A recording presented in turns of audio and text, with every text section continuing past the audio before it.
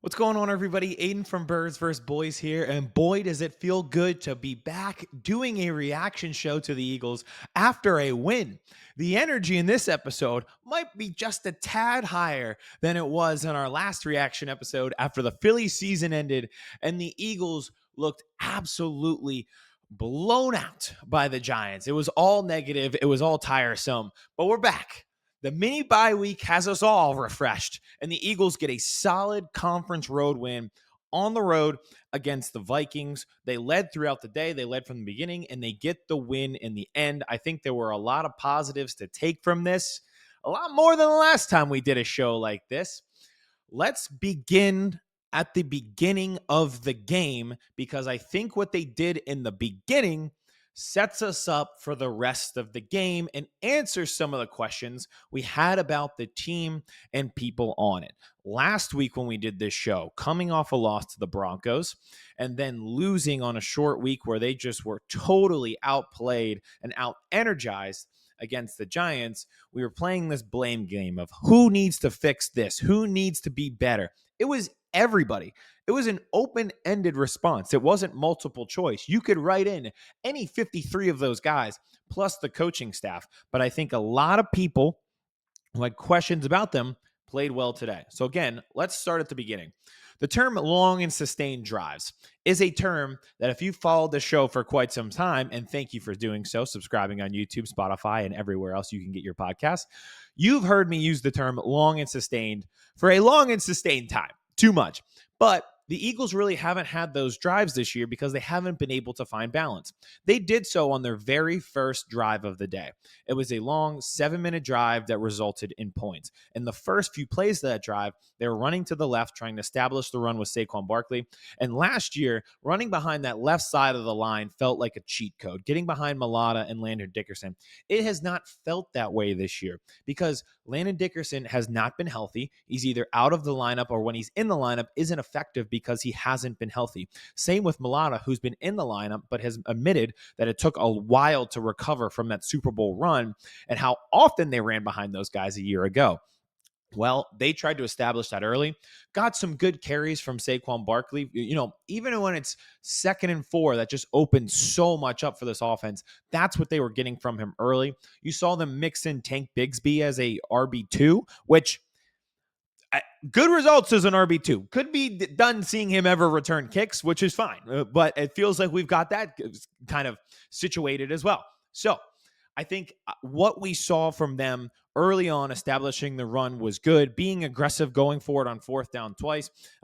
Successful tush push. By the way, it was so funny to me that they were like, "Oh, the Vikings have utilized a new way to stop the Eagles tush push," and it's a guy laying down in the middle. Eagles converted that tush push, so I don't really know if they actually successfully learned a way to stop it. It doesn't feel like they did. It feels like we just ran another successful tush push, but who cares? Let's go going with it. They do score on that drive. Another thing, scoring on that drive is kind of where we're at, where it's just like they might just keep winning a lot of games because they're just more talented than everybody. Obviously, you're set up on a 4th and 4 play here. You're on the Giants, or I'm sorry, you're on the Vikings plus side of the field. You're in field goal range, but you want to keep it rolling. The play is just, I don't know what the routes were originally, but the offensive line does an incredible job giving Jalen extra time in a scramble drill. AJ Brown takes off, which is exactly what you're supposed to do, and it turns into a touchdown for the boys. And it was good to see them connect again. It was good to see them connect in a way where the play breaks down and you're just reliant on the chemistry of Jalen Hurts and AJ Brown and the headiness of those two guys to be like, you're in a scramble drill. The quarterback is out of the pocket. This play's been going for a long time. Let me take off. So not exactly creative play calling that got us to that touchdown. But again, sometimes it's just that the Eagles are more talented than their opponent, and they should be more talented than this Minnesota Vikings team. We talked about it with our guest, Sam Berman from Underdog, during the preview show. This Vikings team, they're always solid. They're never bad, but they're also never elite. These are the teams that you should be better than. The Eagles have elite talent. It just showed, and it showed early on that drive, which I thought was so funny because it's like, Well, none of the questions about the play calling were kind of answered on that play. It was more so just being more talented than the other team. But you saw that, like, even the littlest wrinkles being less predictable, and they did so for the rest of the game. The quote that sticks with me is what Jordan Mailata said. He said, "This game felt like the Super Bowl." And what he meant by that was the Vikings, after those first few drives where the Eagles were trying to establish the run, you saw a lot of 8-man boxes. And they did have a quarter there in the second where the Eagles didn't score, and it looked rough going into halftime where they couldn't get anything going in the run game. A lot of that was because Cam Jurgens went out and they were trying to get Brett Toth mixed in at center. I've been mean enough to Brett Toth, so we can ignore it this week. We won the game. Let's be positive. Just look at my eyes if you're watching on YouTube. I'm not going to say anything mean about how he is on a football field. Let's just keep it moving. And they had to adjust with him on the field as being the new center. The Vikings reacted to that, and they were really loading that box. A lot of 8-man fronts so that the Eagles could not run the ball. Now, what do they do when they come out in the second half? And this is where the melodic quote comes into play. He said, "It felt like the Super Bowl where teams were selling out and the Chiefs were selling out to stop the run. And we put it on tape in that moment. We'll just go over the top of you. If you give us single coverage because you're selling out on Saquon, we're going to get our two big dogs and DeVonta Smith and AJ Brown the ball." On the first drive of that second half, you get a deep shot, the home run, the dagger, if you will, that you've been searching for a few weeks against the Broncos. They missed it with A.J. Brown. He kind of stopped running that route. That would have been a touchdown. Last week, to DeVonta Smith, it's the overthrow from Jalen Hurts. He would have had DeVonta Smith. They connect on it today. And boy, what a sigh of relief it was for that offense. 70-plus yard deep bomb touchdown to DeVonta Smith. I thought he was awesome yesterday. The main story is going to be A.J. Brown, 4 receptions, 121 yards, 2 touchdowns. But, some of the routes that DeVonta runs, he's such a skillful route runner. There was one, RIP, like, blessings to our friend Isaiah Rodgers. I hope he's doing well in Minnesota. There was just a moment there where there was a route by DeVonta Smith. He catches the ball, and there's no Vikings defender on your TV screen. It made me wonder if they were truly running man coverage because Isaiah Rodgers had backed so far off of DeVonta that he was just by himself in the middle of the field for the completion, that the Eagles were able to turn it into chunk yardage and get down the field and score again. And hey, again, going back to that melodic quote about what you're able to do successfully in the passing game and how that felt like the Super Bowl, maybe that's Rodgers saying, hey, I don't want DeVonta Smith to beat us over the top again. I'm going to give him a huge amount of cushion. But then that turns into your intermediate route where you're getting 20 to 25 plus yards from him. So again, that's another thing. It's like you are now finding these different ways, and it makes it so much tougher on these opposing defenses. You just hit that home run to DeVonta Smith. Now they don't want to have the home run, so they're playing no doubles defense. Guess what's going to happen? You're still going to get yourself on base there because you're given so much cushion. I thought that was a really good example of that. Then later in the game, like, the aggression really is what stuck out to me. The final drive. So the Eagles had multiple scoring plays and multiple scoring touchdowns. In the back half of that game, they had 2 touchdowns in the second half. And I just felt like when they got the ball back up 6, everybody in the world is thinking that they are going to try to run clock by running the ball. They do run it on first down. But even in that moment, I was like, listen, you got to play action this. Like, they are going to absolutely, if you think they sold out before in this game, they are going to sell out even more. And I loved the aggression from this team. I love the fact that they trusted Jalen Hurts with his arm. And I love the play that sealed the game for this team. Because, again, the Eagles just sometimes have way more talent than their opponent. And it doesn't matter time or place. You can always go back to it.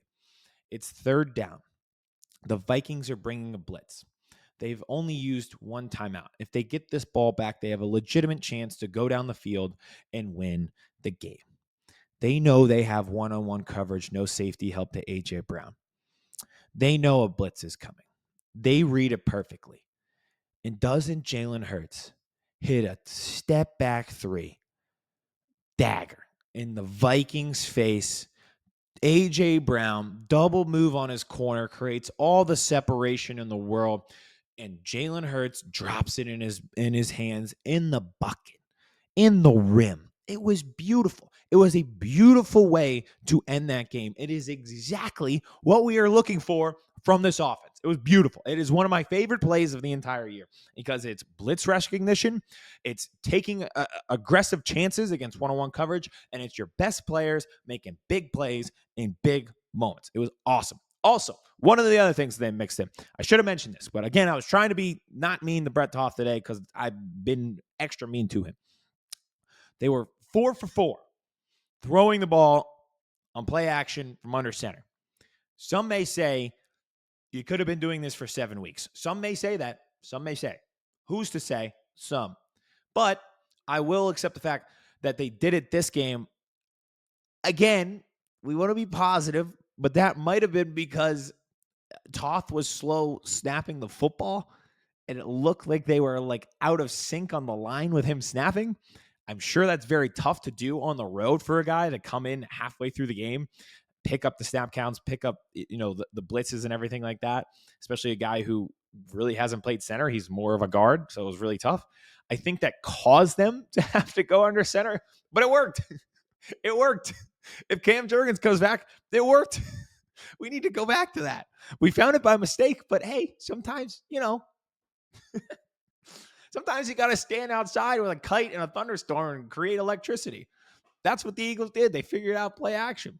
Who's to say how it worked? They got themselves there, so let's go back to it. 4 for 4. Again, I thought it was an awesome job by the offense of just getting their playmakers the ball. I think people will be alarmed that they weren't able to establish the run with Saquon Barkley, but I think if you went back and just rewatched that game and looked where the Vikings were and how close they were to the line, you'll see why they were unable to kind of set themselves up in the run game, and why pivoting more so to a heavy passing game could actually benefit them going forward. And I'm glad Milata said the same thing. Now let's move it over to the defense. Good job by the defense today. Much better job than what we saw against the Vikings. And obviously this was going to be a tough test against Justin Jefferson and against Jordan Addison, two of the best receivers in the league. Now, there was a little cause concern again with CB2, but let's get into the positives here first. Going into this game, if I know my buddy Carson Wentz, I know that when his bonehead mistakes come to rear their ugly head, it's because there's pressure put on him in the pocket. But what we've seen from the Eagles and why Brandon Graham in year 17 might be coming back is they haven't been able to get pressure. Here's the thing. How did they get their first defensive touchdown, pick six? Jalen Carter winning one-on-ones. Why they're giving the center a one-on-one with Jalen Carter, beyond me. He blows that play up right through the middle, shoots the gap on a third down. I thought he broke Carson's ribs, to be honest. He hit him so hard. Jalix Hunt drops back into coverage. The former safety gets the interception, pick six the other way. It's pressure. It's pressure. It's pressure. It's always been pressure. You got it in that moment, and you're getting it from the interior when you're not so much getting it from the edge. That's exactly what you wanted to be able to see. You wanted to see the return of Jalen Carter and his dominance. You got it on Sunday, and you got Bonehead Wentz when you got some pressure on him. So that, to me, was the thing that stuck out the most. Again, your elite talent showing up when you're not necessarily playing an elite team, but you're playing a good team. Be better than good. Be better than great. The elite guys being elite. That's what you got from Jalen Carter. Now, if the camera will agree with me, two other guys that are getting into elite status, I think, are Cooper DeJean and Quinyon Mitchell. Quinyon Mitchell, I thought, did a pretty outstanding job considering the circumstances against Justin Jefferson. But I want to highlight Cooper DeJean just for a second. There is so often examples of him diagnosing a play pre-snap. You can see with his hand motions that he knows where the play is going. And he did so twice on two key plays. One, in the first half, after the pick six, the Vikings get the ball back. They go holding penalty, a play that is a lateral that was supposed to be a screen, -5 yards, and then a Wentz 2nd and 25 heave that I truly have no idea what he was trying to do with it, that turned into an interception by Andrew Makuba, just a lollipop at midfield. But on that first down play where it's 1st and 20, you can see Cooper DeJean point where the ball is going when they run the screenplay. Right before the play, he is pointing out exactly where it is going to go. He is ready. They blow up the play, and it's a negative 5-yard gain. So again, that's an example of, you want Wentz to be in the situation where he's going to make those bonehead mistakes under pressure. Well, he's going to be under pressure when it's a 2nd and 25. Why is he in 2nd and 25? Because Cooper DeJean is doing so many good things pre-snap that it is causing failures for the offense. When we talk about the Eagles being predictable and everything like that, and how that just really ruins their offensive scheme, well, DeJean's out there diagnosing what they're going to do pre-snap.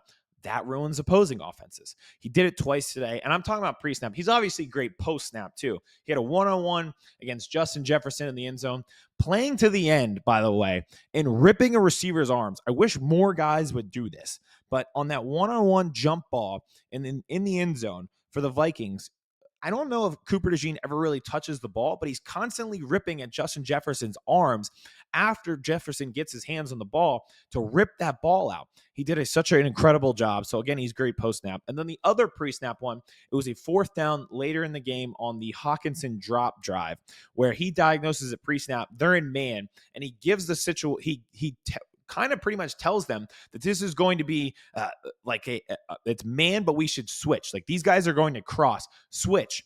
I'll take this guy on the underneath and you take him. And he does one of these motions, if you're watching on YouTube, like an X, like let's switch.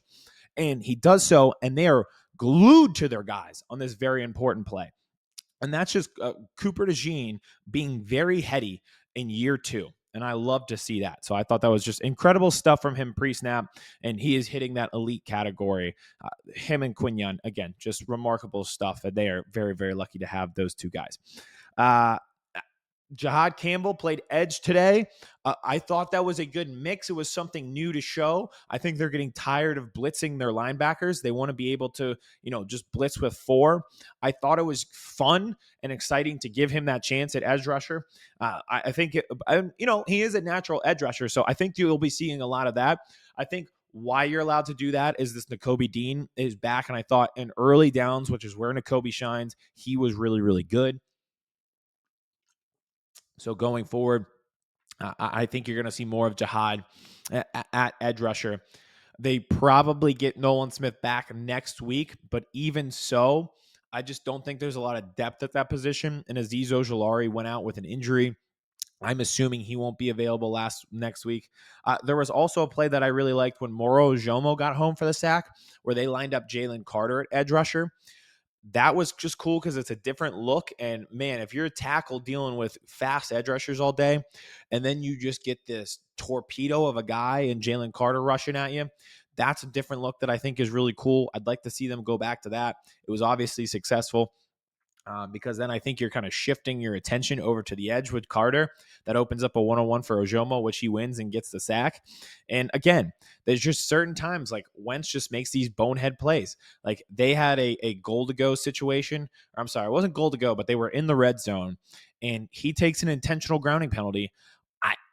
Pressure comes, and he just throws it a little lateral at the feet of his offensive lineman, and everyone, even when you're the opposing team rooting for it, you're still saying to yourself, what are you doing?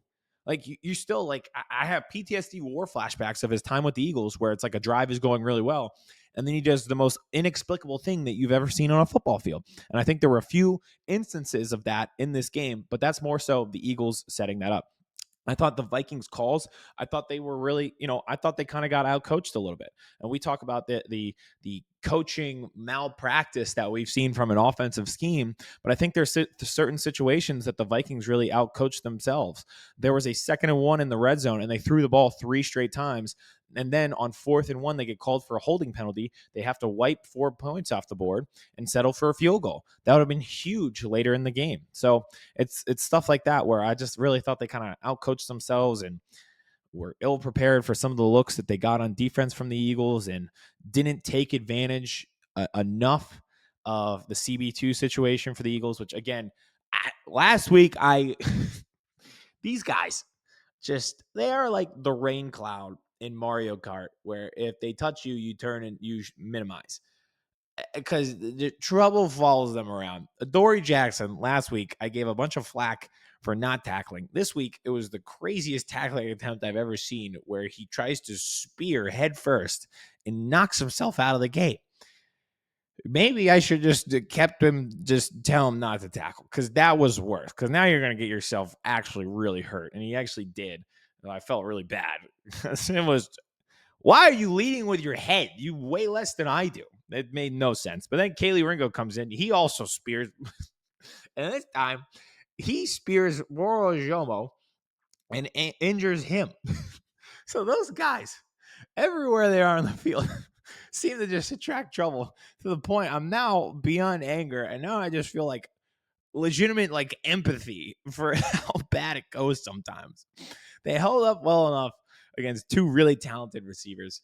I thought the Vikings should have utilized it more to like get them mismatched on the Justin Jefferson. And, they were running this out route that Greg Olsen, who was once again A+ on the call on the broadcast, was pointing out that they were real. And Adam Amin, he was also awesome. He was pointing it out. They're running these like out routes to Addison that worked every time. And they just didn't go to it enough. So again, Vikings kind of out coaching themselves. You got to give credit to the Eagles there. So all in all, again, this is a great win. Like, this is what you wanted to see out of their mini bye. Are there still things to fix? Absolutely. Like, you want to see Saquon have a 100-yard rushing day. Absolutely, for sure. You want to see, a little bit more pressure from your edge rushers, and you might be getting reinforcements next week. You might have Nolan Smith back to be able to do that. I do think that you want to see like more creativity pre-snap on offense to scheme these guys open. But I was just so much more positive in what they were able to accomplish and how they won that game because of the just elite talent and one of the all-time like best games that you've ever seen from Jalen Hurts. Like, talking about elite, that was an elite performance from Jalen Hurts. 19 for 23, the 3 touchdowns, a perfect passer rating. It was one of the best regular season games that I watched him. It feels like, to end it on a positive note, Phillies wise, because last week it was negative Eagles and negative Phillies. When Zach Wheeler's in the groove, you just see him mow guys down from innings like 2 through 6, where he's just pinpointing everywhere where he wants to throw his pitches. Like, it's not just the velocity, but it's where he's throwing his pitches. That's what I felt like watching Jalen Hurts yesterday. It was like everything was just pinpoint. Everything he did was so pinpoint. He culminated in that final throw to AJ Brown, where I think pre-snap, you knew exactly what he wanted to do with it, what he wanted to do with it, and that was get his one-on-one shot to AJ Brown. He got it, took it, game over, loved it. So I think, again, more to improve on. Chance at redemption this week at home against the Giants, because I think that game left a bad taste in everybody's mouth with how they played. And my God, the Giants, I don't know how they recover from this one. We watched that Broncos-Giants game. We had to rewatch the game because we were in disbelief at how the Broncos were able to come back and win that game. I thought it was crazy when the Broncos were able to come back and beat the Eagles. It was 10 times crazier how they were able to come back and beat the Giants in that game. They had 0 points in the third quarter. And it gets even crazier.